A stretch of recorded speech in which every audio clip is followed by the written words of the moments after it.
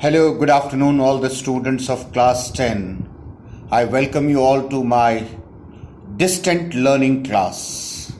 I hope you are having wonderful vacations because of a very important reason.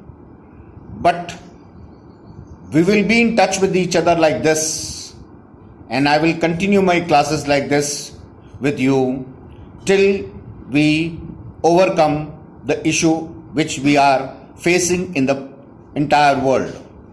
Today's topic in social science, as we have already circulated to you, is power sharing. Let's understand what is power sharing. As you know, in our country, the president has got different power, the prime minister has got different power, the home minister has got different powers. They all are having their own powers given by the Constitution of India. Recently, you must have seen a big change which has come in India, that is called as abrogation of Article 370 and making Jammu Kashmir as union territory from the state. Now, the question arises, who has done it and what capacity have they done? It was done by the central government, headed by the Honorable Prime Minister Narendra Modi, and it was executed by Honorable Home Minister Shri Amit Shah. But end of the day, you require the consent of the President of India, and this was the constitutional amendment which was done on 5th of August 2019. It will be a historic day as far as the history of our country is concerned. These three people use their power and try to solve a very big problem which our country is facing since independence. So I hope by now you understand that what is power sharing. Now let's move on to the chapter. As you know that in this chapter there is a comparison between two countries. One is Belgium and one is Sri Lanka. So how to understand this, that what is the difference and how power sharing is very important. So let's take an example of Belgium. Belgium is a very beautiful country, I must say. It's there in Europe. And Belgium is the headquarter, Brussels, the capital of Belgium is the headquarter of European Union. So you can understand, Belgium is a very important country in Europe. Now look at the demography of Belgium. Belgium is divided into two regions. One is called as Flemish region, where most of the people speak French, and they are 40% in number. The second region, where it is called as Wallonia region, where the people, they are Dutch speaking, and they are 59% in population. So if I try to calculate the total population of French speaking and Dutch speaking is resulting 99%. Where does the 1% go? 1% people in Belgium, they speak French, or technically we call it as Deutsch, right?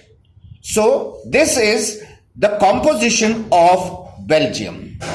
And Belgium is the best suitable example of peaceful coexistence, because over there is no conflict between the people speaking Dutch, people speaking French, and people speaking German.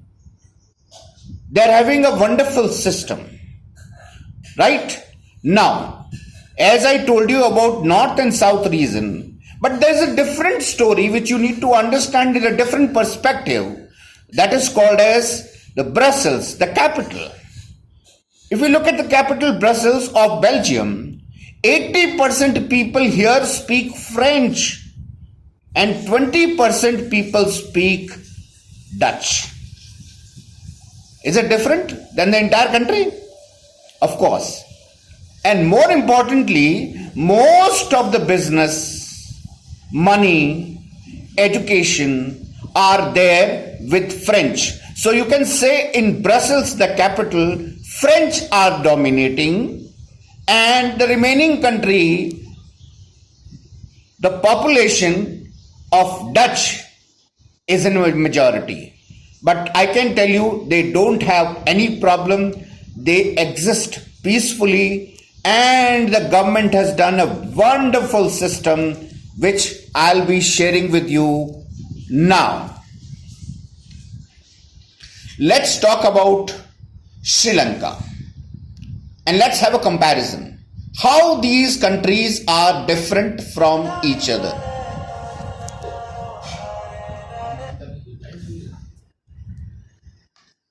Let's have a difference between Sri Lanka and Belgium. Belgium, I have already narrated the story with you.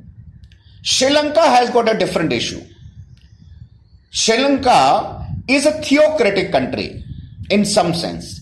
Theocratic country means the country is run by a religion in some sense. Sri Lanka does have its own constitution, but at the same time, one particular religion called as Buddhism has got all privileges, and other people than Buddhists do not have those privileges. I can give you the example, like if somebody wants to become the president of Sri Lanka, so that person has to be a Buddhist. If somebody wants to become a prime minister of Sri Lanka, that person has to be a Buddhist. And here, very interesting example I'm sharing with you. Once it so happened in Sri Lanka that mother was a prime minister and daughter was the president. Daughter's name was Chandrika Kumartunga and mother was Sirimao Bandara Naike, and she was the first lady in the world to become the prime minister of any country in the world. This was for your basic knowledge. Let's understand the difference. In Sri Lanka, the situation is as such that Buddhists are given more importance than other. Total number of Buddhists, they are in majority. They are total 74% in the population, and 18% population is there of Tamil speaking people. In that, there are Tamil Hindus, there are Christians, there are people from atheists, people from other communities, Muslims, everyone. But what actually happens there? If you want to become a university professor, if you want to take an administrative position, if you want to be an officer, you cannot become, because that privilege is not given to anybody in Sri Lanka except the Buddhist. So in this whole discussion, what do we see? We see a huge difference between two countries. One is in Europe called as Belgium, one is called as Sri Lanka, that is there very close to our country, that is in Asia. My dear students, what to understand in this, how a country like Belgium has created space for everyone to live peacefully, whereas Sri Lanka, because they practice majoritarianism, I'm repeating majoritarianism. Majoritarianism means it is the rule of a majority community.